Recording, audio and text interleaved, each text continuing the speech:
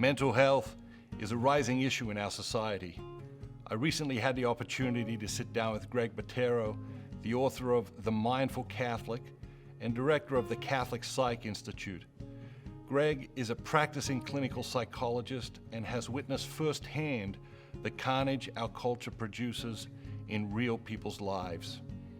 Our conversation covers so many fascinating topics, everything from his favorite foods and hobbies to marriage, parenting, dating, what to look for in a partner, depression, anxiety, addiction, how to practice mindfulness, his work with the Franciscan Friars of the Renewal, the stigma therapy carries in our society, and the role of therapy in general. This is an important conversation. Watch, listen, reflect, and share. There are so many people who desperately need to hear this message. Hi, I'm Matthew Kelly. I'm here with Greg Bottaro, the founder and director of the CatholicPsych Institute.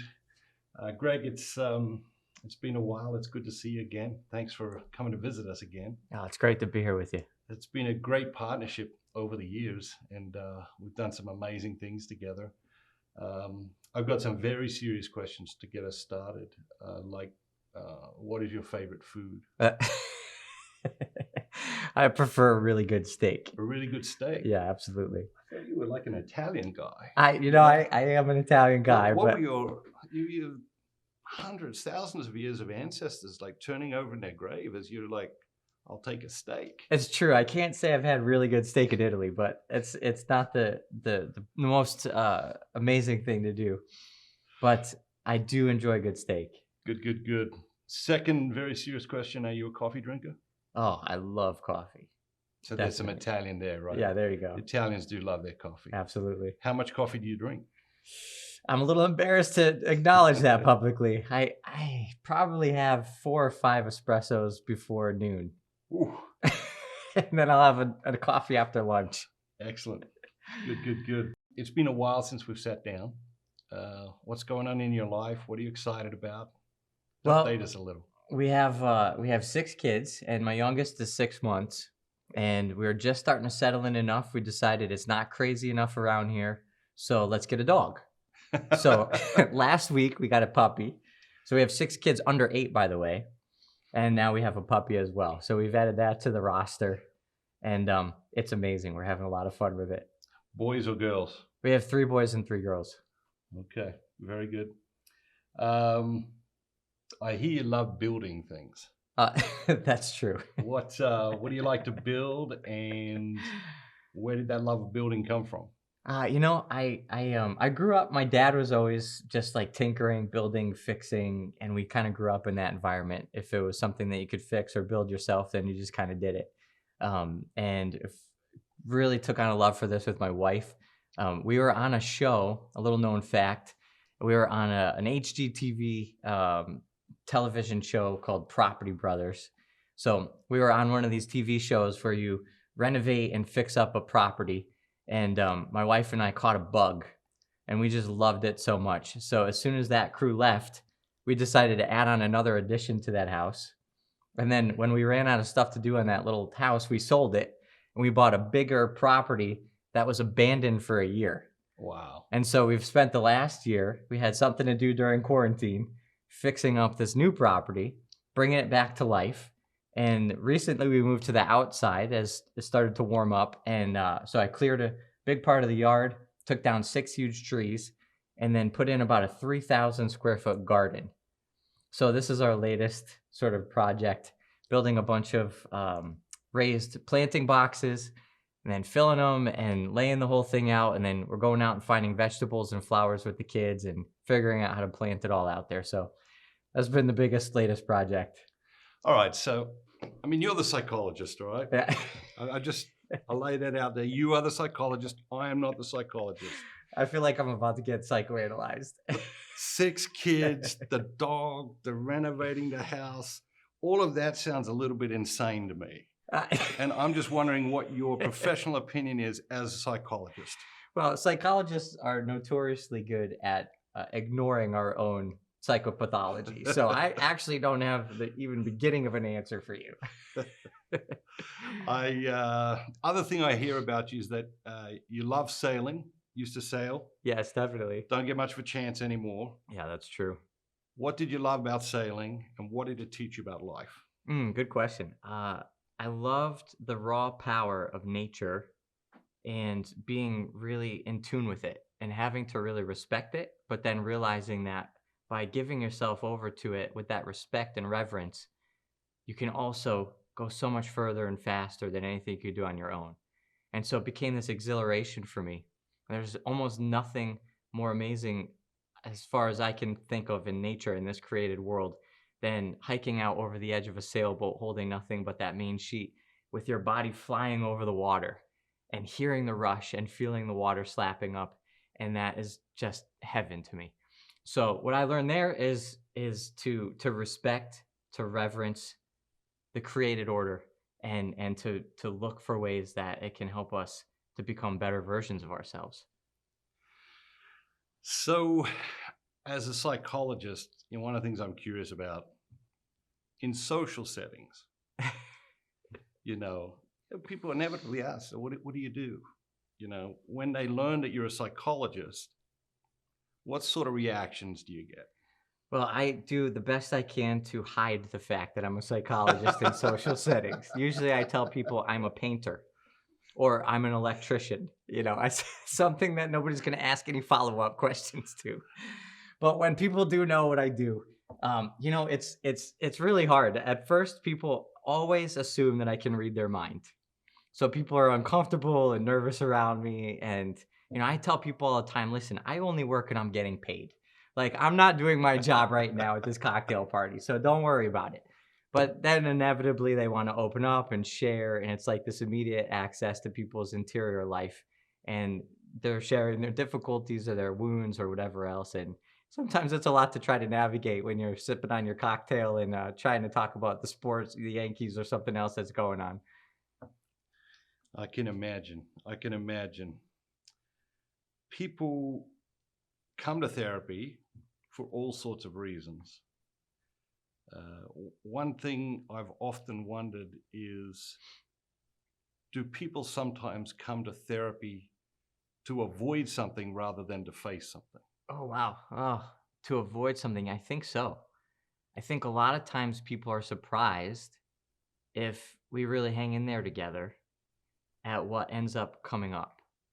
And in most cases, what people end up working on in therapy is not what they came on the first day for. And so a lot of times in that process, we can uncover things they might be avoiding, actually needing to work on. And coming to therapy might just be their way of sort of checking the box. They think they're doing everything they're supposed to do. And I think, unfortunately, in a lot of sort of therapeutic environments, the professional involved might sort of go along with that, and they might just get away with that. And I know people have spun their wheels for years going to a therapist, but not really working on the deeper issues that need to be uncovered. So if someone is thinking about seeing a therapist for the first time in their life, what advice would you have for them? Find the right person. You're opening up your heart and your soul and the intimacy of your own interior life and likely your family life and all sorts of other areas to a stranger. And, if you drive a nice car, you're going to find the mechanic that knows how to work on that car. If you drive a piece of garbage car and you have a flat tire or something, maybe you don't care where you take it. But when you're taking your own interior life someplace to be worked on, it requires at least the same amount of effort in finding the right place. And the way that we're built is so important when it comes to somebody fixing what might be broken. We need to have somebody who has a blueprint, an understanding of how we're built, if they're going to offer some way of actually helping you. And that blueprint is what's missing in most of secular psychotherapy. Is it because they've thrown God and spirituality away? 100%. Without that foundation, there's no grounding in which to really understand anything that we're observing through science. The science is so important. It's about measuring the observable world around us, testing it, proving hypotheses or null hypotheses. These things are important. But without that grounding on that foundation of our spiritual dimension, our eternal dimension, what we're made for, we won't be able to make sense of what we're observing. So these secular modalities are really just shooting in the dark, trying to figure out how to make sense of what we're observing. And at the end of the day, if we don't have that spiritual blueprint, if we don't understand we're made in the image of God, that we're headed towards divine union with God, we're not going to be able to really make headway with what we're seeing. So in economics, there's a theory, sunk cost bias. You know, where someone buys something, it's no longer worth what they bought it for, but they keep investing into it or keep holding on to it, thinking that it will one day return to its previous value. Sometimes people will say, oh yes, I've been seeing this therapist for 3 years or 5 years or longer. Yeah.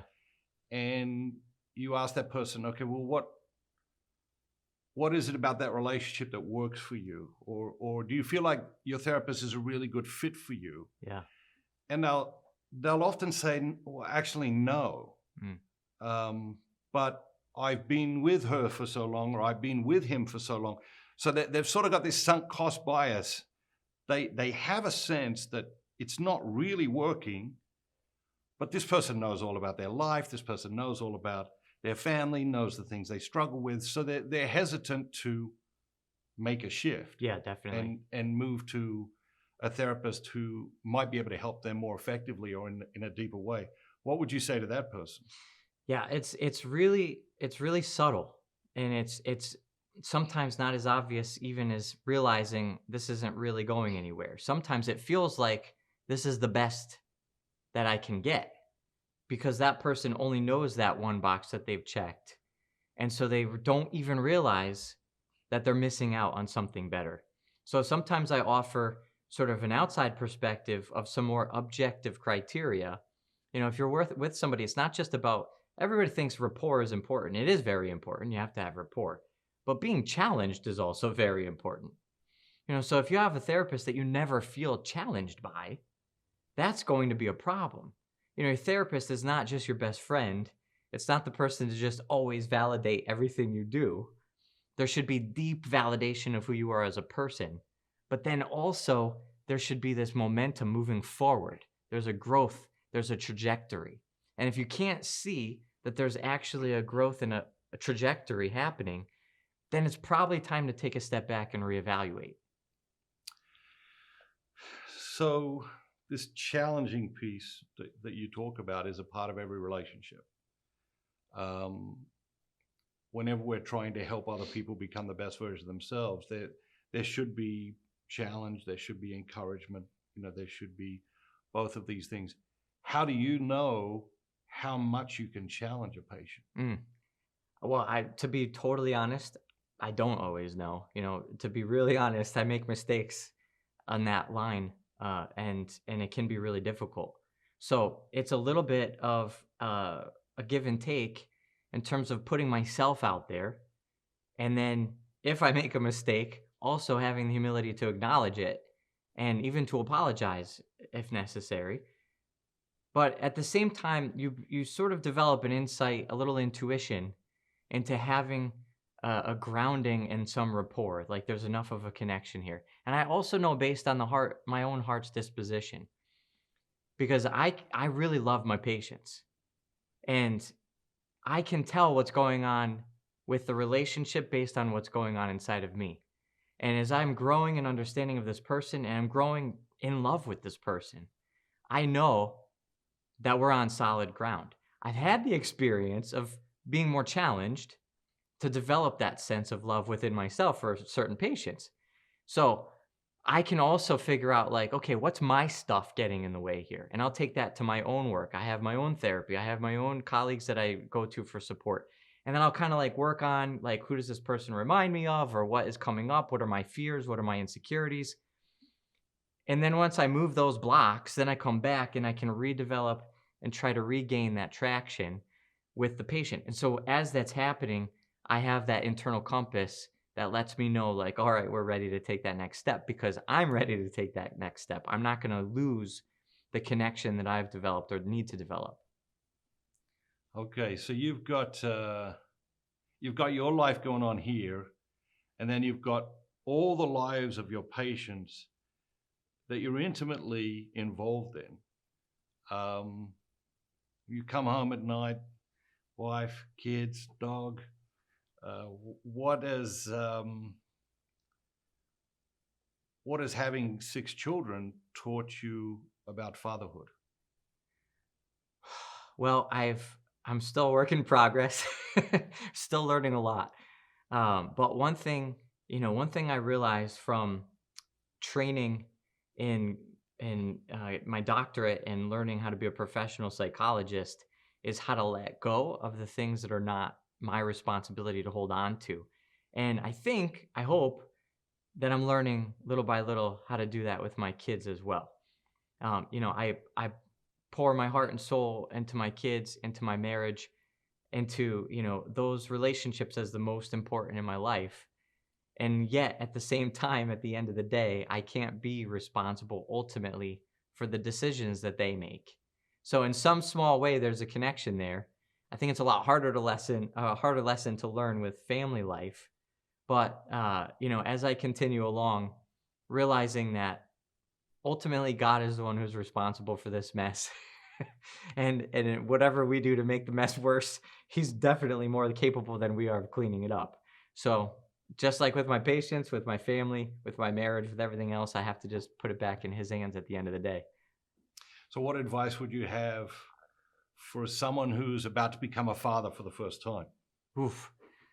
Fatherhood for the first time is get on your knees. I think the most important lesson I've learned, and I'm learning still again, is to be a son first, and to understand the fatherhood of God is what gives direction to everything about our life. And the more that I learn, the more that I grow in my prayer life and my spirituality and my work and my family, it all comes back down to being children. And I just keep thinking this over and over again. We're just children. We're just kids. We don't have any idea what we're actually doing. It's such a load of baloney that we think we're in control of this, or we understand this. At the end of the day, we don't really know what we're doing. And if we can climb up into the Father's lap and give it all to him at the end and let him take care of it, whatever part he wants to share with us in leading and fathering and building or controlling, it's going to be blessed because it's only in context with what he actually gives us. So, juxtaposed to that, what mistake do you see parents making all the time? I forget what I just said. And I pretend I fall into the illusion that I'm in control. And, it's like if the kids aren't following these rules, if dinner time isn't totally orderly and peaceful, if XYZ doesn't go as planned, I act as if my plan's not happening. I'm not in control, so I need to try to use anger or frustration or impatience to wrestle back control. And that's when I lose it. That's when whatever I built up is dissipated. It's like, that's when it's gone. And that's what needs to be repented of and reclaimed. When you get into that space, are you aware you're in that space? Do you catch yourself in that space? Yeah, I've grown in that a lot. A lot of the work that I do professionally, thank God, is very deeply personal. And so it's one of the benefits of what I get to do, walking this walk with so many people. I learn so much for myself. And so I do benefit from that. And I think I've grown a lot in that self-awareness. So I can't say that it means that I don't do it anymore or don't have those voices or don't have those parts of me, but I have awareness of those parts in a way that I never did before. And that does give me some sense of being able to step back from it. Do you think that parents are more aware today of how their parenting impacts their children forever than they were 20 years ago, 50 years ago? I'd like to say yes, but unfortunately, I think the content has just shifted. I don't think awareness has grown. I think we look back on 50 years ago and say, how did parents not realize that they were doing this to their kids? But I see the same exact dynamics happening today. And I think parents 50 years ago, I can only assume, were just as well-intentioned as parents today are. But what we understand content-wise changes, but the dynamics of that interior life, of inner awareness, of being there to be a gift for others, those are the eternal truths that we all have to grow in, probably since the beginning of time, probably till the end of time. So I don't think that's really changed. Do you think,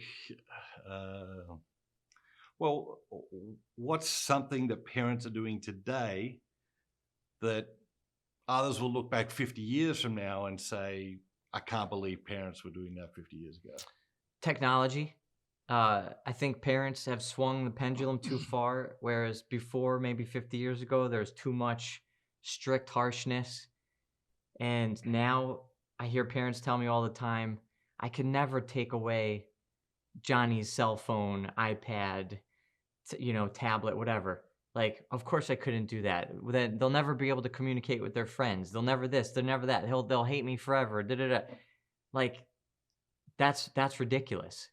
I think once we understand the brain neurology, once we understand the addictions, once we understand the way that technology is warping our understanding of ourselves, of God, of relationship, that's going to be something that 50 years from now, people will look back and say, I can't believe those parents from the 2000s, that they let their kids do all that.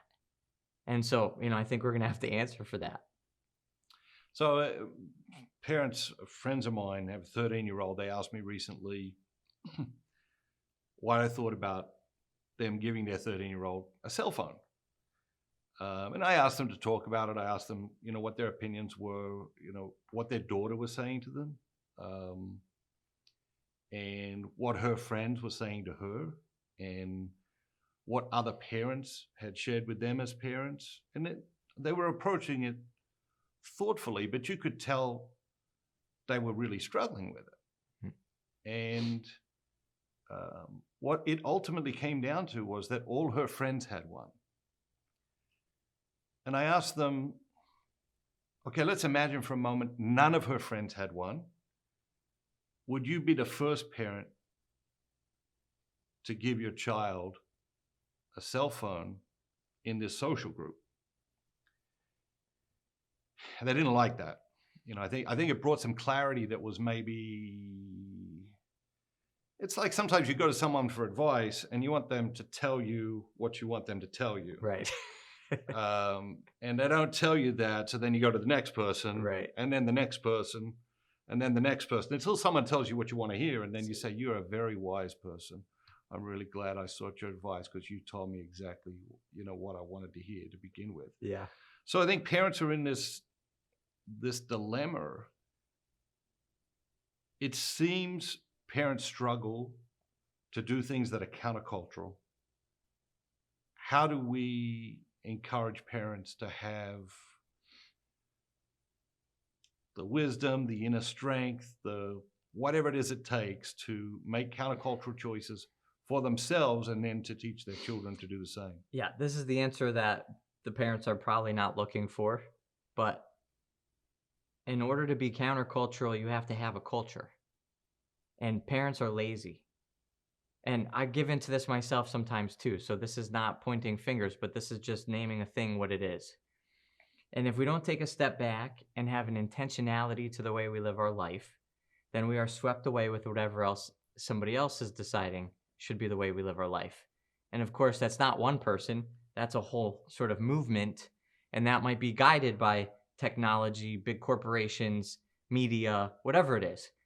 The point is, we all have the strength, the capacity, and the calling to create our own culture. But it takes intentionality. It means we just have to decide at one point to say, I'm going to take a step back. I'm going to pray and write a family mission statement. I'm going to decide what we stand for. I'm going to give my children something different, not because I'm trying to react to culture, but because I'm trying to be procreative and actually create something good. And if it happens to be against something in culture, sure, we'll stand up against what's in culture. Maybe it'll be for some of the things in culture, but we're going to have a justification for why we're doing it. If you have that justification, it's not a fight anymore. It means you've grounded yourself in who you believe your mission to be. And then it's easy, but it's impossible to tell a parent to fight against culture when you're not giving them something else to stand on. So I totally understand why parents are frustrated and why they're looking for different answers. So we need to give them that first step, which is to say, build your own culture first. And then it's going to make sense why you're going to say no to those things, and your kids have something else that they can believe in you for. And even if it's difficult for them, they're going to have a reason at least to go along with what you're saying. Powerful. I'm struck by your comment, parents are lazy. I think, that looks like a headline to me. I think a lot of parents will hear that and object to that. I think it's like, if you say to someone, you're stingy, people automatically react to that because most people think of themselves as generous. Yeah. I think if you say to someone, you're lazy, I think people automatically react to that because most people don't think of themselves as lazy. I think that is uniquely true for parents. When you say parents are lazy, say a little bit more about that so that there's not 50 million comments on this video about that one comment.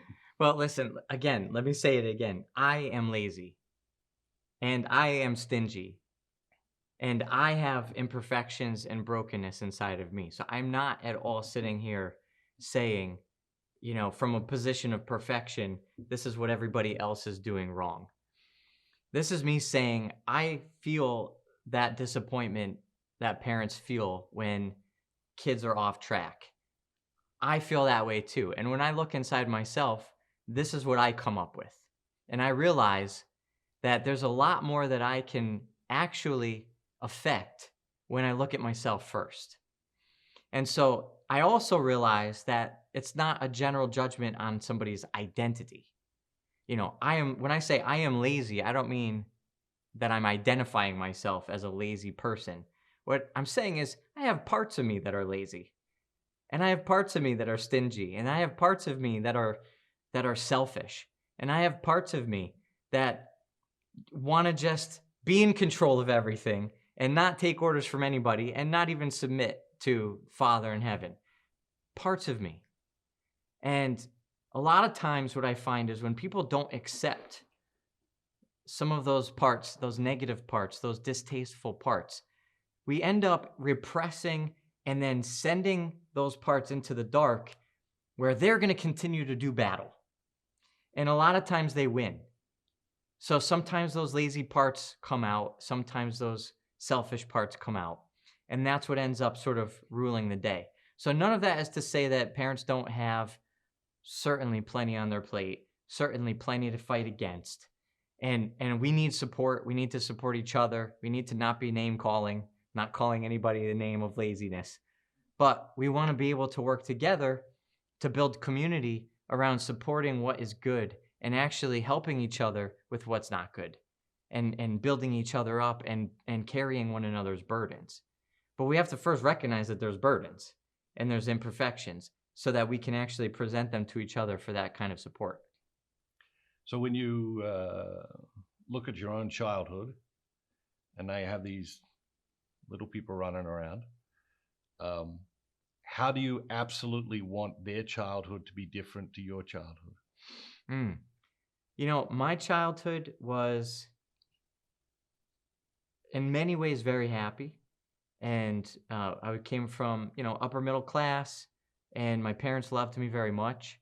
But they were fighting for a really long time. And eventually when I was 17, they got divorced.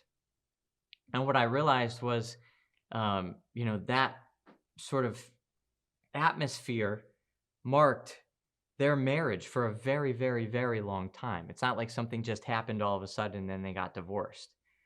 And looking back now, I can see that my relationship with my siblings was contentious, and relationship with each of my parents was contentious at times, and the parents formed a foundation for the family that was very broken, eventually cracked entirely apart. And I carry that within myself today. And so everything that I think about giving to my kids is to restore that crack, to fix that foundation and give them something that they can build on. You know, the greatest joy of my life is seeing my kids be each other's best friend and understand that even though my wife and I fight, we have our issues, we work through them. But in order for our kids to have that kind of friendship with each other, it must mean on some level, we must be creating a solid, unified foundation. And so that's what I hope and pray we can give to our kids that I didn't have growing up. It's powerful. What obviously lots of people seek therapy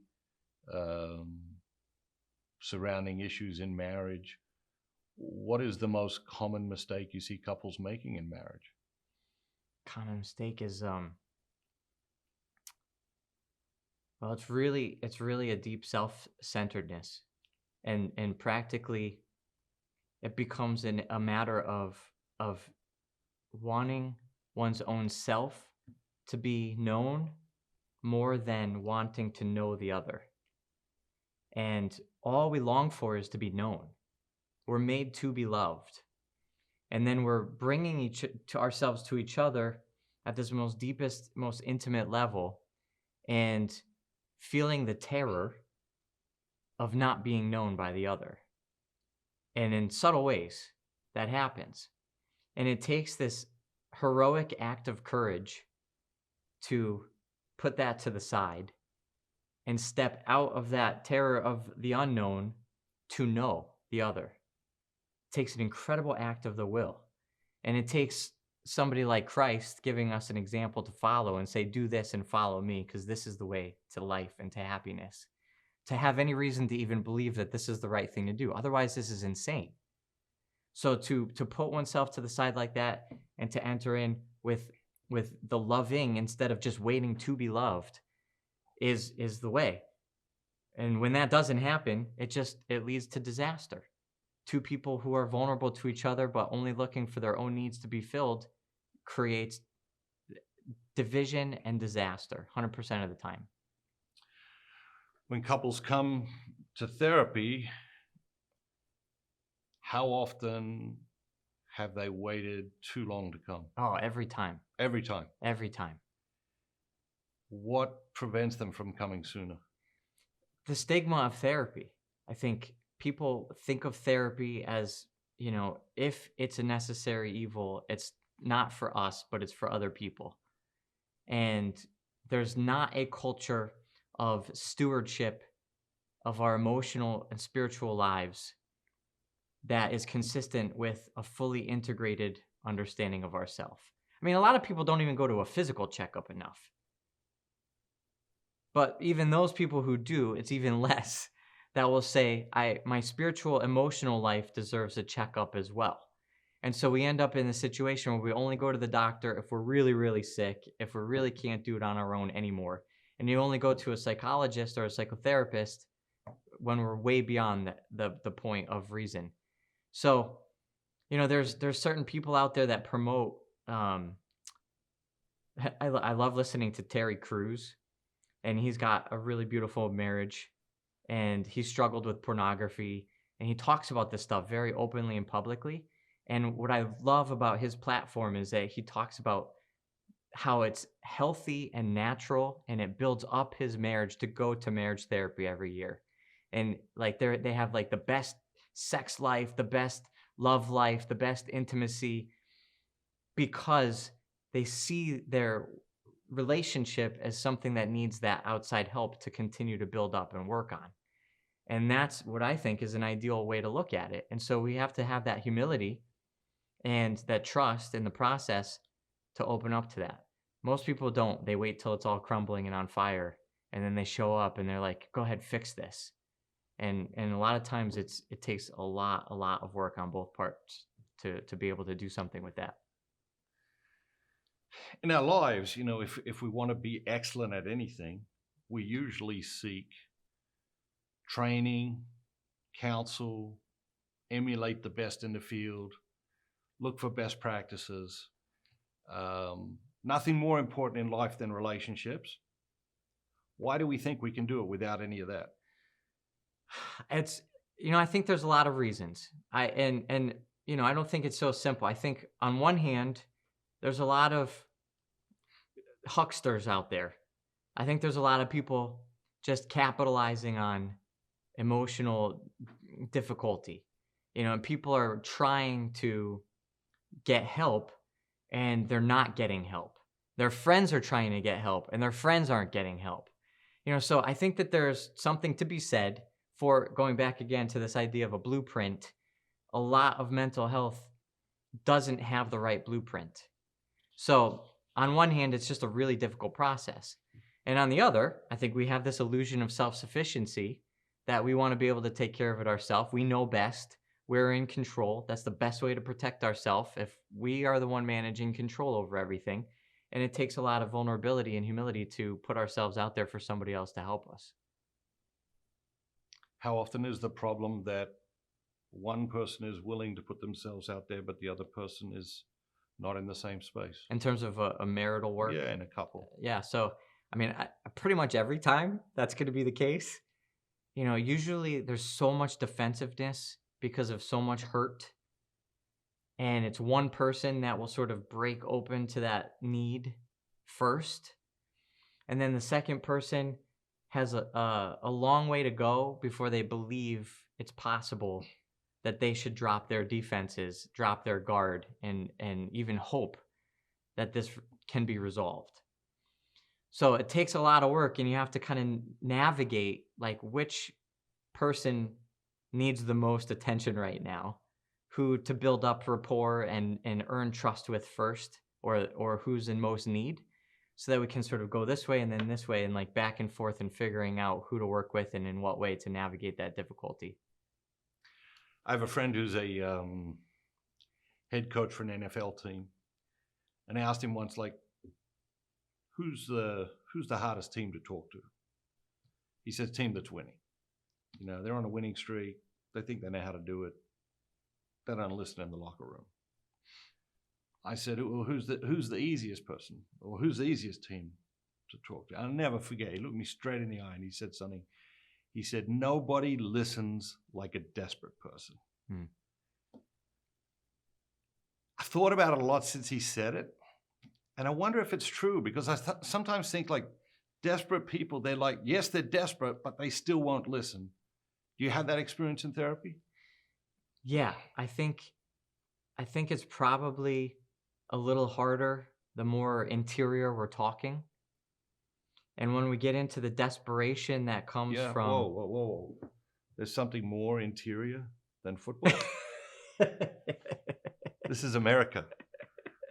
We cannot be talking like that. I'm treading on dangerous territory. Very dangerous conversation. Yeah, we're going to have to just suspend judgment for a moment. All right. And just let us go forward. Carry on. I think we're talking about the inner recesses of our spiritual life, our emotional life, our sense of self and identity, the way that relates to the universe and our destiny. These are really powerful realities. And we're opening these things up to the pain and suffering that most of us are constantly protecting against. This is really dangerous stuff. So it's not just surgery on the table with a scalpel, opening and closing the body. This is surgery of the heart, opening and closing the soul. So there's a lot of reason to be really guarded and defensive here. And a lot of people suffer with very deep desperation.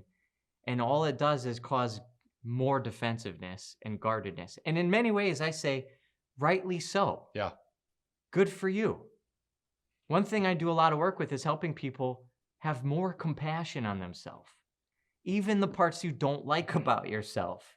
Even your guardedness, your defensiveness, even your anxiety disorder, even your depression. Compassion. Because at the end of the day, thank God you have a survival instinct that's created a defense mechanism that helped you get through the terrifying things you've lived through in your life. And it doesn't even have to be huge capital T trauma. For a child, being yelled at by dad can be the worst experience of a person's life. So if we have parts that emerge as a survival instinct, that's how God made us. Thank God. So we have to understand first how to have compassion. Compassion for ourselves, for all our parts. And then we establish some safe ground. Sometimes I lead the charge in saying, it's okay to talk about these things. And we can start to open these things up. So you touch on something that I've thought a lot about, spent the last 30 years traveling around, speaking to people in businesses and churches and, all sorts of venues, but a lot in churches. And I'm astounded how prevalent self-loathing, shame, lack of empathy for self is in an environment like church, where the teaching is exactly the opposite of that. What's your reflection on that? Yeah, I have a pretty strong opinion about this. Let's have it. And I hope it's not too bold or too far afield. There's no such thing. But I think that, and it's not even a reflection of our current church or the current anything. This has been hundreds of years of God trying to tell us over and over again how much he loves us. And we don't get it. We are so thick, especially in the church environment. And we can go all the way back. We could go all the way back to Jesus Christ himself. Hello, what else do we need? But apparently we needed more. So we need 2,000 years of the saints and divine revelation. We need Jesus appearing to St. Margaret Mary Alacoque, talking about his sacred heart, the divine love captured within the finitude of his humanity offered to us to bring us to his divinity. We don't get it. We need Faustina to hear the revelation of divine mercy, his ocean of mercy that will swallow every bit of our imperfection. We don't get it. We need Therese. We need John Paul II. We need the theology of the body. Love, love, love, love. We don't get it. And meanwhile, people are leaving the church. People are wounded by the church. The church, lowercase c, is wounded, is off on all sorts of different trajectories. We don't get it. And at the end of the day, all God is trying to say is, I love you. God is love, but we don't get it. And, people say this all the time. They talk the talk. They have a devotion to divine mercy. They pray the chaplet. They have a devotion to this, that. And then it's like, all right, let's just talk about the last hour of your life. Tell me the things that went through your head. Just tell me, what kind of self-criticisms went through your head? What kind of shame are you carrying about yourself, your body, your how much money you make, your family life, your vocation? You just go down the list, and eventually, inevitably, you list 5 things. One of them is going to hit, and then they're like, And then I go like this. What do you feel about yourself for feeling that feeling? Oh yeah, it's terrible. There we go again. You don't even have compassion on your lack of compassion. At what point do we realize Jesus came to love us? He went to every corner and every pocket of sinner to love them. He sought the sinners, and he didn't show up saying, hey, sinner, I'm here for you. He said, I love you. And then they were captured by his gaze, by his love, by his compassion. And then they want to know more about how to be better. They want to know how to enter into his love. Of course, that's the second step. But we're so bent in our church on that second step being the first step. We love the sinner, but we hate the sin. So let's make sure we're making every sinner know where they're sinning because we hate that sin. We don't get it. And meanwhile, we're preaching to smaller and smaller and smaller parishes, and there's less and less and less money. And the bishops are looking around going, what's happening here? Oh, it must be the culture. Has nothing to do with the culture. Has to do with not getting it, not listening, not hearing God tell us how much he loves us. That's what we need as the church to believe, so that we can proclaim that loudly and proudly and bring people into that beauty and give them the healing that they're looking for. You spoke earlier about family, and we're talking now about church. You spoke about parents rejecting the culture, resisting the culture, that sort of thing, and the importance of having a culture and the primacy of that over resisting a culture. How does that relate to what's happening in the church? I think it's the same problem. And again, I hate to say this, and without pointing fingers, but I worked with different areas of the church institution. And unfortunately, I think even if you were to map out the actual culture, it's always interesting talking to an organization, a body, a family, and mapping out what they say their culture is versus what their actual culture is. If you were to interview the members of that organization and start to glean from that what their actual culture is. I once asked a bunch of seminarians, a bunch of priests, when you were in seminary, what did you hold up as the model priest? What were you taught in seminary is the model priest? And I asked about 20 different priests in different parts of the country. And I got a theme that came from over half of these priests. And I put it together in a statement of the model priest as the man who works harder than everybody else and complains the least. That's the culture. That's the cultural mission statement of the church, of the priesthood. Now, if you ask any bishop, what's the cultural mission statement of your seminary, of your diocese, whatever, of course that'll never show up on paper. Right. But that's the problem. So if we not only do we have to think about what should our culture be, but we have to pray really deeply on what the principles are and then work really hard to make sure that everybody feels and experiences that to be the culture. So you get down some of these paths, and they can be paths of hopelessness. There can be paths that cause people to experience hopelessness. I suspect that many people who show up to therapy are in a place of hopelessness or a place bordering on hopelessness. If we rewind and go back to sort of an earlier place in their life, or maybe a time of great hope, let's say in relation to marriage, what one thing would you encourage someone who is thinking about marrying a person to consider about that person? I think in doing marriage prep, I think one of the most important principles to learn during marriage prep, it always kills me when these marriage prep programs are built on, like, we're going to teach you everything you need to know about being married. You're like, this is ridiculous. Pope Francis, it's dishonest, right? It's very dishonest. It's not possible. It's not possible. Pope Francis calls marriage the apprenticeship, right? And so, and people think in discerning and dating, once they get married, once they're at the altar, once they make their vows, they get their diploma, like they made it. And what I tell people is, you just got your acceptance letter.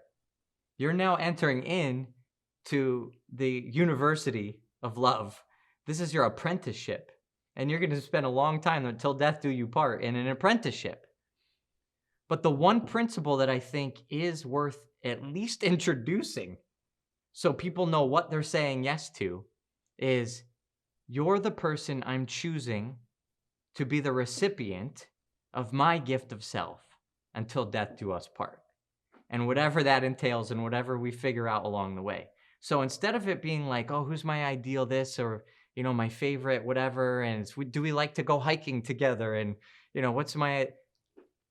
you're discerning if this is a person that you believe you can spend the rest of your life dying to. And it means you have to be friends. Like, there should be some level of friendship. There should be some level of shared trust. It's like we're lined up on the same things in life. We want the same thing out of life. But at the end of the day, that's what you're actually making a vow to.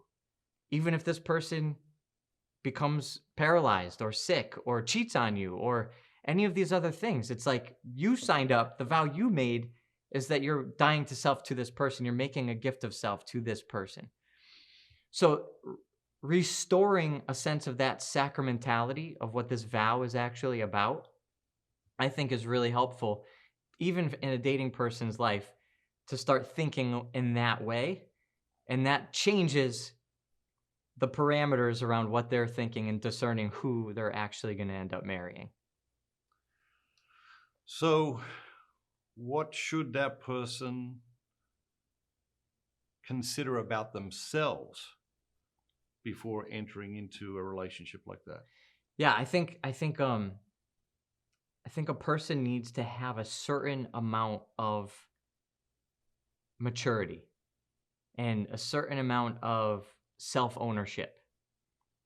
So, and I think that age is changing. I think if we look back 100 years, the age of a young man who had maturity and self-ownership is probably much younger than the men we find today. And I think there's a lot to this. It's cultural, it's technology, it's pornography, it's a lot of these other things from the sexual revolution, all that stuff. But what I end up telling young men in college, especially dealing with pornography, culturally, every culture has some mark of entering into manhood. In these old, if you study anthropology, tribes used to send the men out, if you remember the movie 300, it's like he has to go off into the wilderness and battle the beast. And you go kill the beast and then you return home a man because you've overcome this thing and you've proven yourself. I think pornography and masturbation is the beast of our culture. And I think that that's what young men are being invited to go and conquer.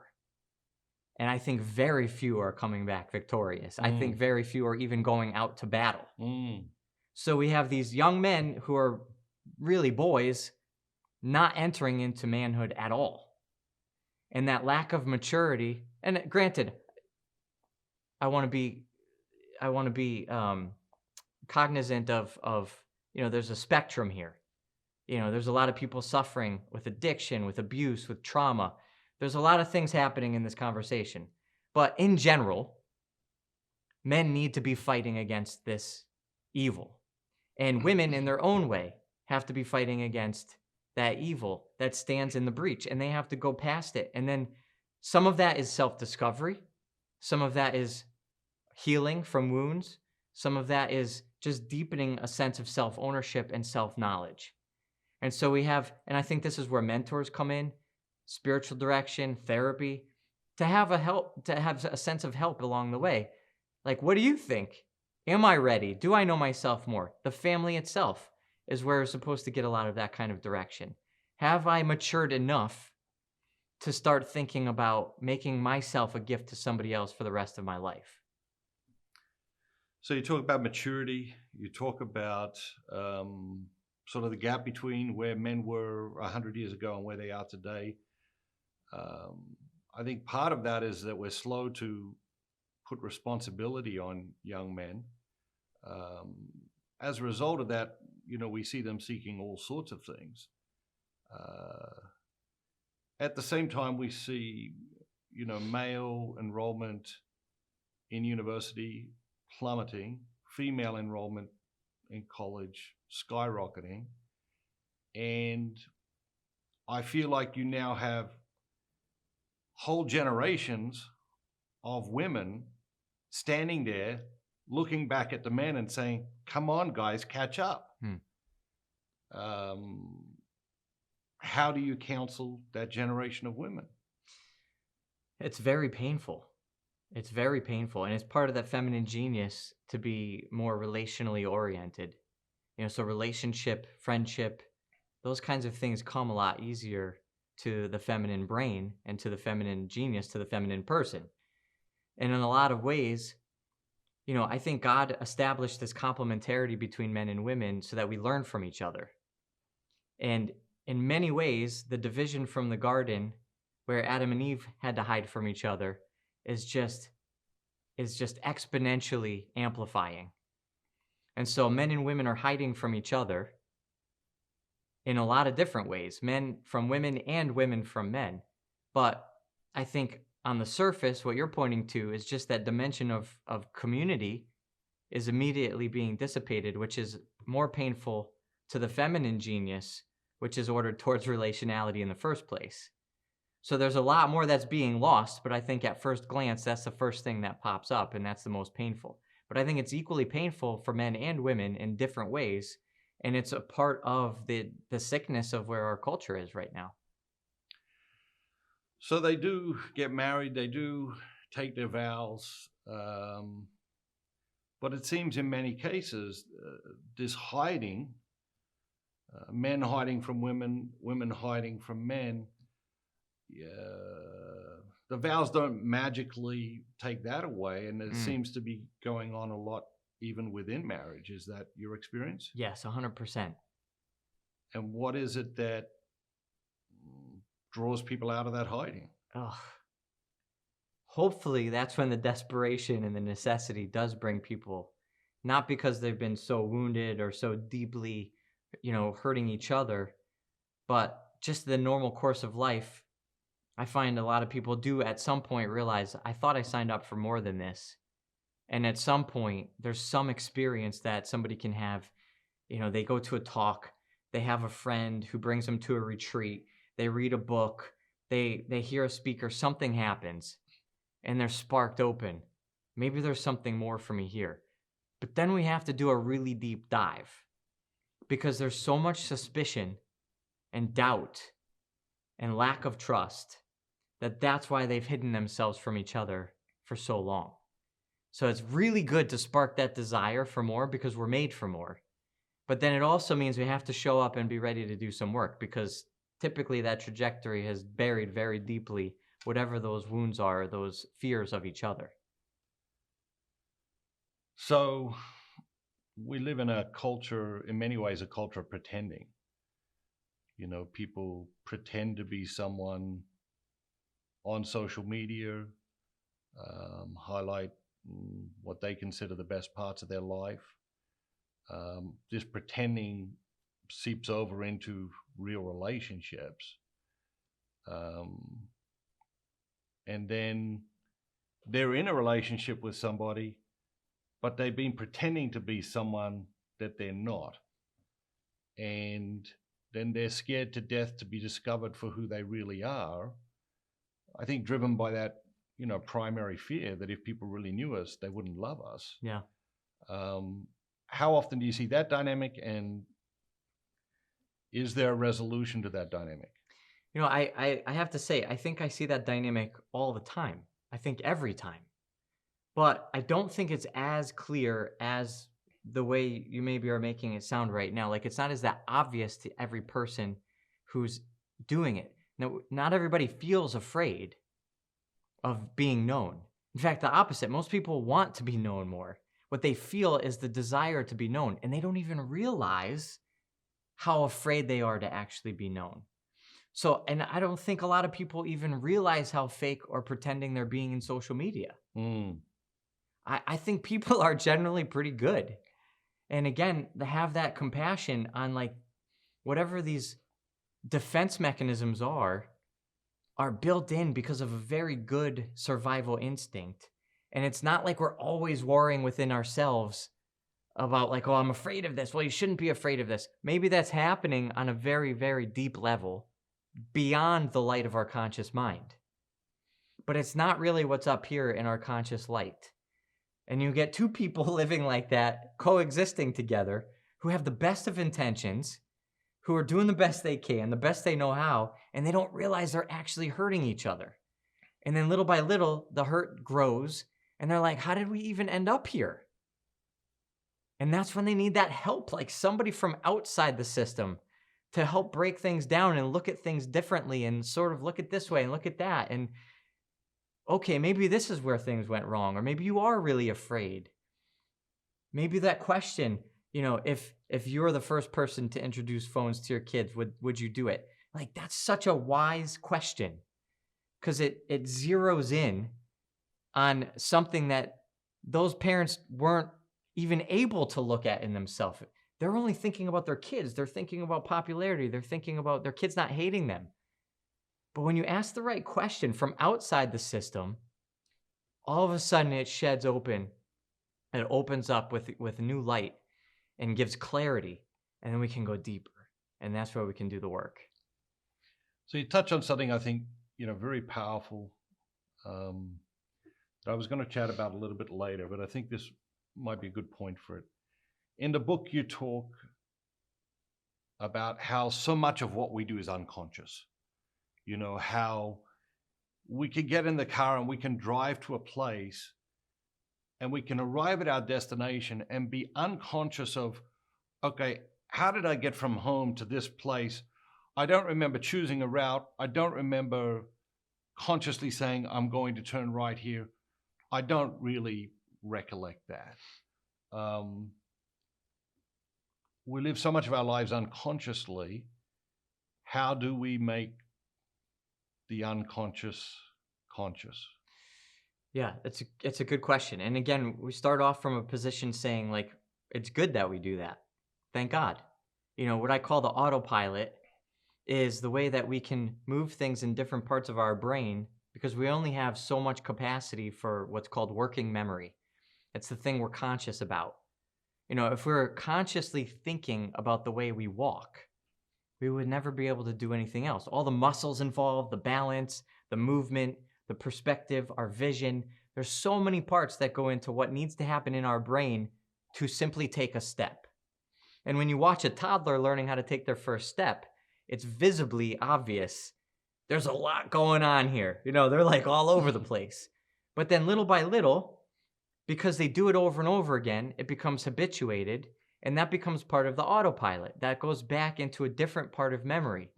It's not what we keep in our forefront. So when we have patterns of behavior, not just simple physiological movement, but relationally, we have different patterns, like being ignored, being rejected, being put down. That becomes habituated. The first time you're rejected for something, you're going to have a whole eruption of emotion, of response. But that's not really feasible to keep doing that every time you get rejected. I'm trying. Well, what happens is it becomes part of that autopilot. And then we don't realize what we don't realize. So when we bring people in and we can have this blueprint and we understand, okay, number one, the first most important mark of your existence is that you were loved into existence. So right off the bat, you're talking about being rejected, but that is flat out contradiction to who you actually are. You're loved into existence. So any act of rejection is totally disordered. Now, if you've habituated your emotional responses to being rejected, we've got a lot to work on here. We got to bring that stuff out of the autopilot. I tell a story. I do some work in Haiti. I have good friends in Haiti, and I've done missionary work there for 20 years. And I'll never forget, one of the most impactful moments was being out in the mountains. We brought some food and medicine to a mom who was way out in a little straw hut. And this chokes me up every time I think about her. She had a paralysis and a problem with one of her legs. So she lived her life on her side, on the floor. And she could only crawl around with her arms. And she had a son. And her son, who was 4 years old, walked around by crawling on the floor with his arms. Wow. And his legs were fine. So he learned what he knew from his mom. And he didn't know any better, but that's what he habituated. So the missionaries there, eventually there was an orphanage and they were able to take him and take care of him, and they brought him out and they taught him how to walk. And he could totally walk great. He had no problem walking. And he could run back home, and his mom was in tears because she knew what was happening, but she couldn't show him how to walk. So it wasn't even about her being bad or wrong or anything like that. It was just the way that it was. So what we have to do is we have a blueprint. We know people walk. You know, that's part of being a Catholic psychologist. Like, I have a blueprint of who a human person is created to be. And if I have that blueprint and I see somebody crawling around on their arms, you know, I'm going to have to figure out, like, can their legs work? Maybe they just were never taught the right way to walk. Okay, let's pull them back. Let's open these things up. Let's change their perspective. Let's change their expectations. Let's teach them how to walk. And then we can, and they can. And that's the beautiful thing. So we have to have the blueprint. We have to have the rapport, the trust. We have to be able to step back from whatever that autopilot, habituated pattern of behavior looks like, and then slowly bring in new truth and new reality and help a person learn how to act and feel and think and operate in a new way. Why are we so resistant to consciousness? Consciousness, how do you mean? You know, I think if we're doing so many things unconsciously, or we're unaware of how the things we're doing are affecting people around us, and yet people try to bring that to our attention, I think very often we're resistant to that consciousness. Yeah, there's a few reasons I can give you. I think you know, biologically, neurologically, psychologically, the scientists will say it's a survival instinct. It takes too much energy, too many resources to change all the time, to be open to these new ways of looking at things. You know, we put things into the autopilot because it's a way of preserving our resources. And it means that we have more openness towards the things we need, which might be to fight off a threat or discover something new or whatever it is. But if it becomes habituated, it's easier for us to navigate. You know, it's like in our marriages, if I know a look on my wife's face means a certain thing, I can see the look on her face and I just assume. It doesn't warrant a whole nother conversation. But if she gives me a dirty look, maybe it would be better for me to ask, like, did you just swallow something the wrong way? Because before it fires off a cascade of all my reactions to her giving me a dirty look, I better figure out, like, is that actually what's actually happening right now? So the immediate need is to preserve those resources. It's better for us to learn how to step beyond that. Then I think also emotionally, spiritually even, we're very threatened by not being in control, by not being good, by not earning, doing the right thing to earn God's love. You know, this is like the deepest foundation. We're going back to that original sin, that original temptation to doubt the goodness of the Father. He's going to love us no matter what. So we build in the self-protective illusion that, oh, of course we must be doing everything right. And really, the other part of us is breathing a sigh of relief. We're off the hook. We're not going to be rejected today. And then if somebody says, hey, look, maybe you could do something a little bit better, maybe a little different, that part's like, uh-oh, now we're in danger of being rejected again. Don't look at that. Don't listen to that. No, you're fine. You're doing it right. And so we go back into that safe space where we're perfect. We have nothing to change or work on. So we're touching on these different marks of our age. It seems depression is on the rise in our culture. Is that true, or are we more aware of it than in the past? Is there less of a stigma to seeking treatment than in the past? How do you see that? I think it's a little both and. It's kind of a mix. I think there are very clear marks that mental health is becoming progressively worse. I think we're becoming sicker as a society. Depression, anxiety, mental health disorders are increasing.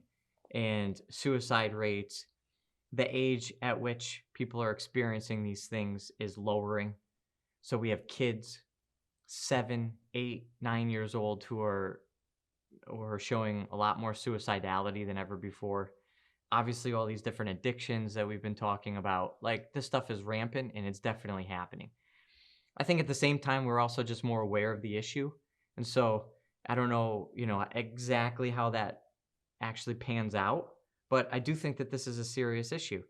I think in general, we're moving further away from an awareness of God in our society.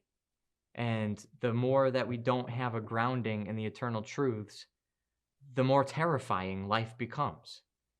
And these difficulties are erupting all around us, and we have less and less and less to ground on. And now it's becoming horrifying to be alive.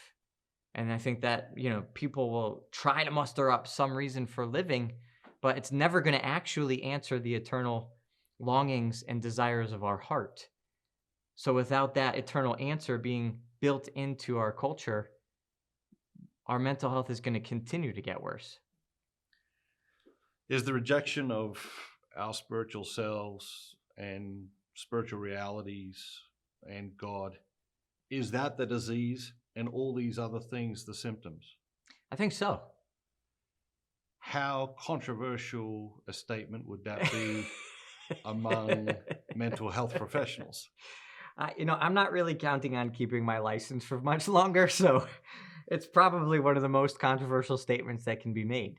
Because we're not just talking about spirituality, we're talking about religion. And this is the difference. Secular psychology is increasingly aware and interested in spirituality.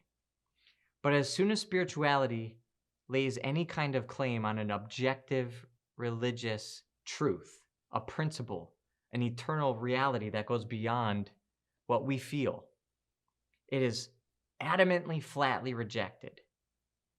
And volatility, with volatility. Because that means we're judging other people who are not believing those principles. And it's this horrible relativism that has pervaded our society, our culture. And it's completely unfounded, and it's impossible to maintain. So that's where all of this disorder continually erupts. But if anybody comes in with any of these kinds of perspectives, that is abuse. It's actually abuse. According to the APA Code of Ethics, they have entered in the 2017 edition, updated revision of the Code of Ethics. They actually entered in this idea of emotional abuse, which it's not totally defined by saying you have religious belief, but it opens the door to some pretty broad, generalized applications. And you can easily see that becoming an issue where now if I have a religious perspective that puts any kind of claim of objectivity on another person, that's emotionally abusive. I could be jailed for something like that. As a therapist? As a Catholic therapist. Okay. As a religious therapist. Okay. So Jewish, any other religion? Sure, they're all under the same any fire. Objective reality is rejected. That's right. You mentioned, along with depression, increase in suicide rates, anxiety also seems to be one of those things that is elevated or more commonly experienced than in the past. Someone comes to you, they're suffering under the weight of anxiety. Where do you start with that person? We start at the beginning. I mean, I always work with a person based on where they're at. So where I start with a person is going to totally be dependent on that individual, that unique experience. But I think in terms of what we're looking at now with the culture, with the rejection of God, I think it's important to understand how necessary it is that we are grounded in these eternal realities. In fact, there's a psychologist by the name of Martin Seligman who created really a new branch, a new kind of therapy, a new study of psychology called positive psychology. And he looks at factors that show a person has what he calls resilience. He got really tired of studying all the negative stuff of psychology, all the brokenness. So he decided to look at people who thrive, who flourish, who have resilience. Specifically, he worked with soldiers who went through war trauma but didn't get traumatized. So who comes back from war without PTSD? It's a really good question. Yeah. And he did some really tremendous research and found out that there were 5 categories of life in which they had higher marks. These soldiers that flourished and had resilience had high marks in. And one of those categories is a worldview in which it's not all on your shoulders. The weight of the world doesn't all fall on you. In a lot of ways, that manifested as spirituality, as religion, understanding there's a God out there somewhere that we can blame, and we can put the responsibility on his shoulders. It doesn't all fall on me. And when we have that, life is easier. When we don't have that, that's tremendously scary to walk around as if it does all fall on my shoulders. So that's in a nutshell, psychologically, what's happening with anxiety. If you're worried about your kids, you're worried about your job, you're worried about whatever it is, a sickness, whatever, it ends up coming down to, am I in control of my life? Am I in control of somebody else's life? Or is somebody else in control?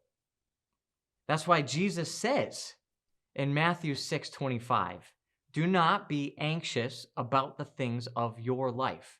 And then he goes on to talk about the birds in the air and the flowers in the field who are taken care of by God. If there's a God who takes care of us, then we don't have to be anxious. So we can say, in many ways, if there's this kind of anxiety, we can look at how a person doesn't really ground themselves in the fatherhood and providence of God. Now, again, with caveat, there's psychological disorder, there are neurological things, there are physiological things that lead to anxiety. So I'm not painting with a broad brush anybody who feels any anxiety. There's lots of other reasons why anxiety comes up. But if we're talking about it culturally, spiritually, in very general terms, we can look at this connection between the two. So the book has been out 3 years now. How has the reaction of the reader surprised you? I remember I teach a class also on the contents of the book. And the Mindful Catholic goes through my integration of an 8-week protocol teaching mindfulness with the Catholic spirituality of abandonment to divine providence.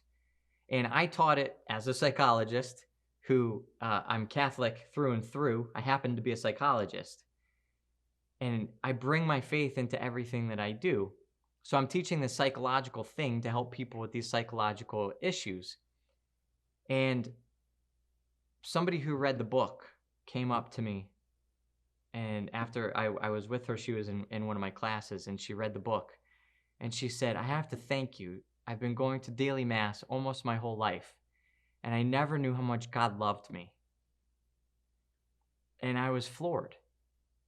And I knew this person. She was from the local community, so I knew she went to daily mass, very, very holy person. But she never connected the dots to her emotional life and her own psychology. So she did all the right things. She prayed all the right prayers. She was a virtuous person, but she wasn't receiving what God actually wanted us to receive. And that floored me. At that moment, I knew that I will give the rest of my life to this. There's nothing else that matters. If I could have any small sliver of a part in helping somebody receive the love of God like that, sign me up. I'm all in. So for someone who's never heard of, the concept of mindfulness, what is mindfulness? Yeah, so it's very simple. It's a way of paying attention to the present moment. It simply means that we are in each moment with our 5 senses telling our brain what is happening in this present moment. But we also have a sixth sense, which is working with our imagination, coming from our imagination. We can step out of this present moment. And much of our life, because of the habituation, because of that autopilot, because we're trying to conserve resources, we are shooting out of this present moment. And we're going to things in the past, we're going to things in the future. So what we're actually paying attention to is not this present moment, but something else. So mindfulness is learning the practice of turning our mind's attention, our focus, back onto this present moment. And it's a way of going through the protocol, is a way of understanding these different facets of how God made our mind, and then how we can actually gain some control over it. So if every reader was going to take just one thing away from the book, what is the one thing you'd like them to take away? Oh boy. What I believe is the most important thing is that we should feel loved by God.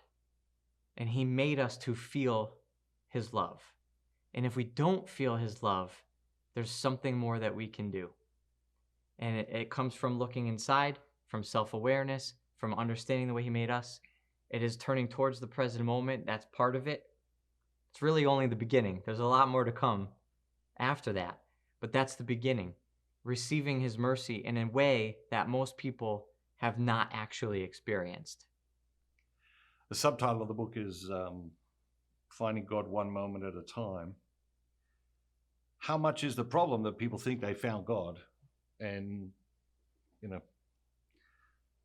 they have a binary understanding of that, and that's done and they've moved on to the next thing? Absolutely. That's one of the most defensive parts of people in the church, is because they think they have the answer already. They think they found the answer. And as far as the magisterial teaching and believing what the church believes, of course they found the answer. But experiencing a relationship with God is something that they don't have any experience of. And so it's that humility to say, I might know what's true, but I'm not actually living according to that truth yet. And it doesn't mean that they're out sinning. It means they're not experiencing the joy that God created us to experience being in relationship with Him. So every book has a life of its own, in my experience, and books surprise in different ways. One of the things that has surprised me about this book is how many people have told me it's helped them sleep better.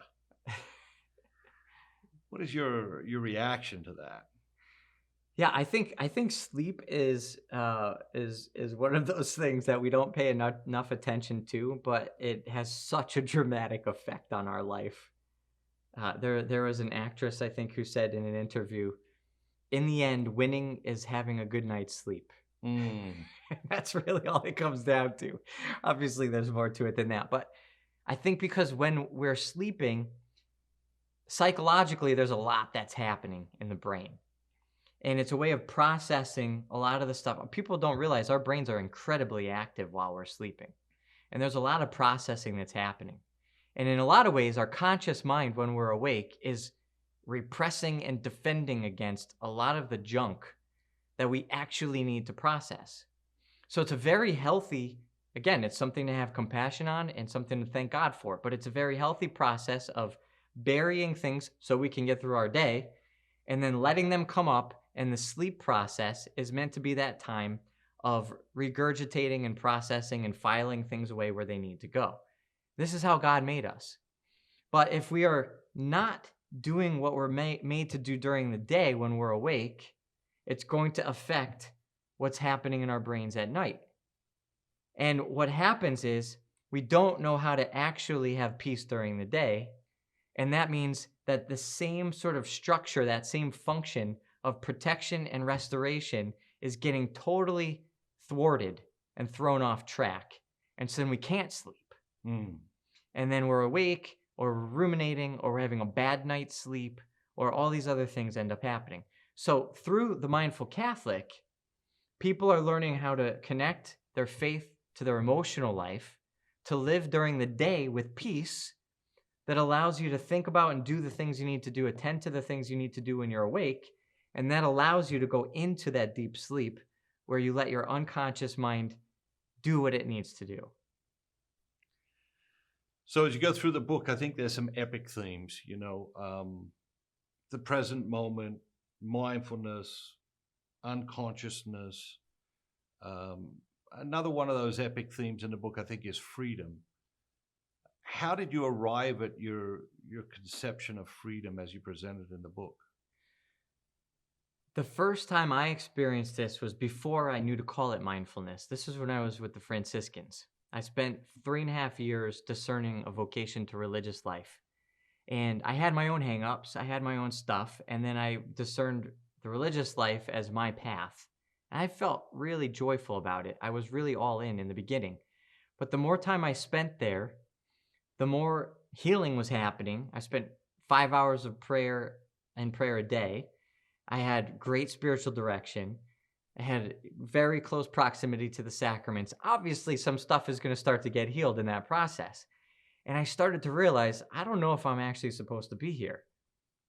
And it was through direction with one of the founders of the group I was with was a priest named Father Benedict Rochelle. He was a psychologist and somebody who lived abandonment to divine providence. He was in the present moment as a way of life. And his connection to God was tangible. It was palpable because God as the eternal moment was being communicated through Father Benedict's presence. And he helped me see how to live that way, how to pray that way. At least when I wanted to, when I tried to, he showed me how I wasn't doing that. And by entering into the present moment in that way, that healing took full effect. And the stuff that was from my parents' divorce and the stuff I grew up with, it healed, like with a D at the end and a period. And I was free in a way that I was so happy to discover my true vocation. For a while there, I was kind of just miserable, and I didn't think I could stay a friar, but I didn't think I was going to be able to happily go get married. I felt disappointed in myself. I felt like I missed God's calling, like I did something wrong.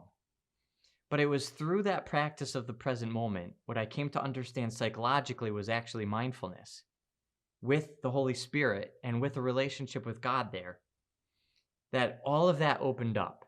And I could see and feel how much God loved me. And then in receiving that, he healed my wounds and then actually invited me into a relationship with him that was built for even more happiness through my vocation. So while you're in New York, working with the Friars of the Renewal, I know you spend a lot of time working with the poor.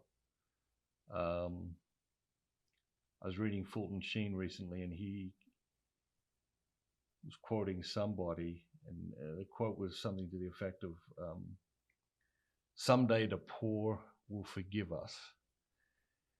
And I'm just curious, your experience with the poor, what did you learn from working with the poor that you carry with you every day for the rest of your life? Well, if you have another hour, I could sit here and go on and on about this. The poor are so important, and what they teach us it needs to change our lives. One of my closest friends is now a priest from Haiti, Father Louis Morosny. He's a missionary priest, and he talks about this, that it's a scandal that we have brothers and sisters in the body of Christ, in our humanity, who are living with such nutritional malnutrition while we are thinking about how much of our plate to throw away. And we have all this abundance, and other parts of our human family has such deprivation. It's scandalous.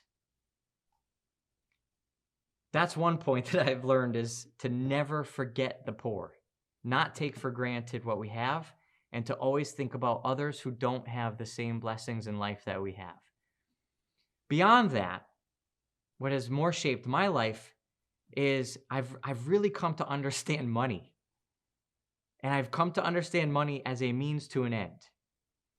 And it's so hard to not see money as an end. Mm. But the poor don't have that distraction. And the most life-changing thing that happened to me when I was in Haiti, and then again, I saw this in New York a lot, was that people had no money and they had incredible joy. And that you don't need money to be happy. And of course, we say that over and over and over again. We say it all the time. But to be in Haiti or to be with real poverty and see people who have almost nothing, not a pair of shoes, dirt floors, not even enough food to go 3 days, and they're joyful and happy in a way that most of the developed world can't even imagine living. There's something really striking about that. And then you start to think about it and it's like, wait a minute, maybe it's right. Maybe the money is not the thing. And okay, so it's important. It's a means to an end. There's exchange of value. There's all these things. But at the end of the day, actually, maybe the money is even hurting people from reaching happiness. Maybe what's in the gospel makes a lot of sense. Maybe. And it maybe. I'm just throwing it out there. It's possible.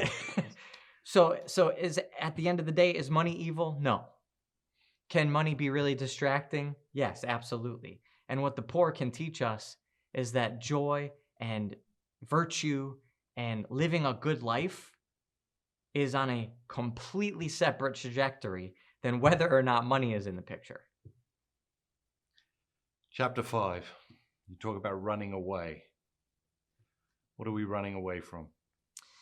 Well, I think, earlier I was talking about that fear of not earning approval, not earning enough of that sort of stamp that says you earned it. So we build in all of this illusion that somehow we're perfect, we're great, we don't need to work on anything, we don't need to change anything. The habituated autopilot, the status quo is the right way. And we don't need to look at it anymore. So we fall into these patterns, these traps, and it might be behavioral, like it might be really obvious. It could be an addiction. It could be a pattern of ignoring your spouse. It could be a pattern of yelling at your kids. It could be a pattern of burying yourself in your work and letting that validate you instead of working on your marriage. It could be 100 different things. But in allowing those patterns, that autopilot to run our life, we're running away from all of that really scary stuff that we have to face inside of us to realize that we are not the creator of the universe. And not only that, but we have to believe the creator of the universe loves us. Do we believe that the running away will make us happy? Implicitly, I think that's the assumption. That's the illusion. We think we're doing what we're supposed to do. We think we're maintaining. And we're not actually challenging that illusion because we're afraid that if we did, we wouldn't be happy. You close the book talking about waking up. I think in many ways, you read the Gospels, in every single Gospel story, God is essentially saying, wake up. But I thought it was really powerful, that you chose that to close the book out. Talk to us a little bit about waking up. Well, I think there's so much beauty in our world, and it's in every moment, and we're sleeping through it.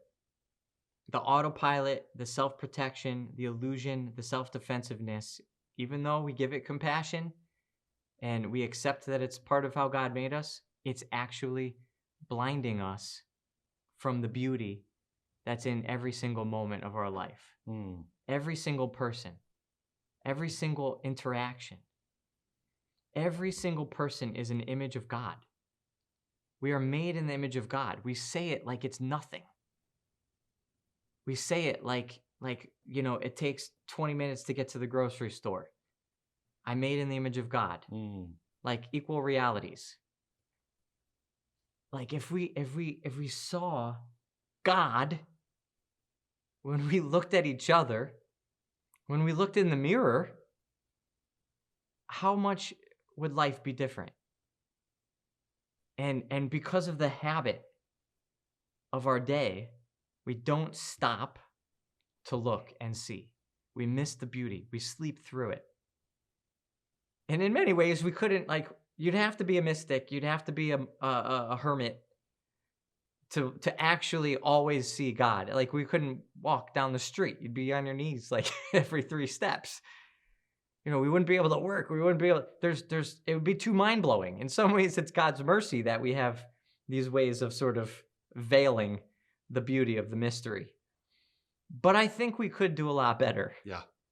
And I think if we stop, you know, people, we have these colloquial sayings, stop and smell the roses. Okay. It's mindfulness. Smell is one of your senses. The rose is in that present moment. If you stop and smell the roses, it means you're waking up. And it doesn't have to be a rose. It could be a dog playing across the street. It could be your own kids. It could be the neighbor's kids. It could be whatever you're seeing. It's beautiful. The human person is so beautiful. We have to wake up to it. That's what it's all about. And if we can see that beauty, it transforms us. And whatever our hangups are, our wounds, our imperfections, all these things, it's not just about experiencing beauty. It's about being drawn into the beauty, being perfected by the beauty and turned into the beauty. And then we actually find ourselves in divine union. That's what he created us for. I've seen the book have powerful experience on so many people. You're the founder, the director of the Catholic Psych Institute. For someone who's never heard of you, never heard of the Institute, tell us a little bit about it.